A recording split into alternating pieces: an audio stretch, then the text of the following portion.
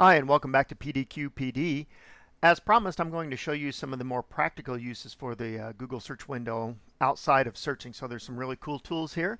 I'm going to go pretty quickly, so feel free to pause as you need to and check it out. First one here, this is a built-in timer. If you need to set a timer, just type in the time that you'd like the timer for and hit enter. Timer comes up and it starts all by itself. If you ever have the need to flip a coin and don't have one available, simply type in flip a coin. The coin will flip, and you can flip it as many times as you need to. Rolling a dice, same procedure. Type in roll a dice. Unfortunately, it only rolls one dice, but you can roll it as many times as you need to. For my music friends, if you need a metronome, type in metronome. Brings up the metronome. You can set it for the beats per minute. Hit the start button.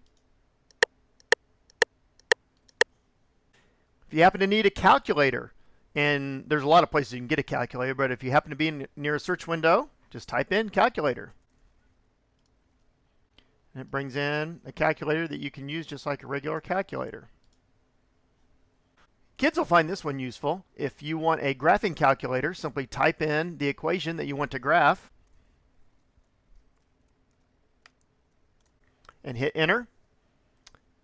And it brings up the graph for you, and you can copy and paste this. I mentioned the calculator a moment ago, but you can get there a step simpler by just typing in the equation and hit enter. And it'll give you the total and brings up the calculator. If you need a translator, you can type in the language from and the language to, and then enter your words.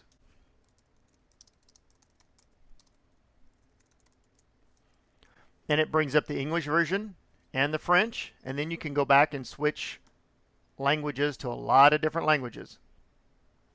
If you need a definition of a word, just type in define and the word. The first result that comes up will give you the pronunciation and the meaning of the word. If you want to know what time it is in a particular city, particularly if they're outside of your time zone, just type in time in and the name of the city. And it will give you the current time in that particular city. If you need to convert measurements, say from a liter to a gallon, you just type it in. Type in the amount that you want to convert from and the conversion to, and it gives you the conversion table here. So those are some pretty quick tools that you can use, some practical calculation sort of things. A lot of other things you can do. If you want the movie times for a particular movie in your area, just type in the name of the movie and movie times. And it will give you the show times of the movie theaters closest to your location and then moving to farther away. If you want to know the cast of a movie, if you're watching a movie on TV and you can't remember who an actor was, type in cast, colon, and the name of the movie.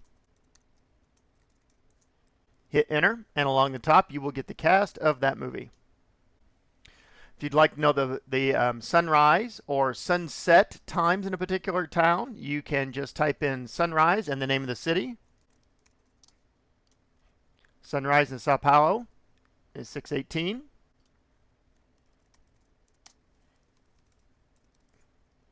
The sunset in Madrid, 5:52. If you ever need to know the location of a particular zip code, type in zip code and then the number, the zip code.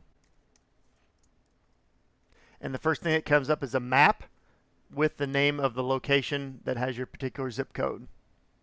If you need to know how long it's going to take you to travel between two places, you can type in the words travel time between and then the name of your two places. And it will give you sort of a map, but it'll tell you how long it will take you to travel there. If you want to know the flight time of a particular plane or a particular flight, type in the name of the carrier and the number of the flight. And it will tell you scheduled departure and when it's supposed to land, and when it gets closer, it will tell you the gate as well. If you're traveling, you want to know the forecast in that particular city, type forecast in the name of the city. And we'll give you the forecast right from the first result. And then finally, if you want to know who's playing this weekend on football, for example, all you need to do is type in the name of the sport and the word schedule.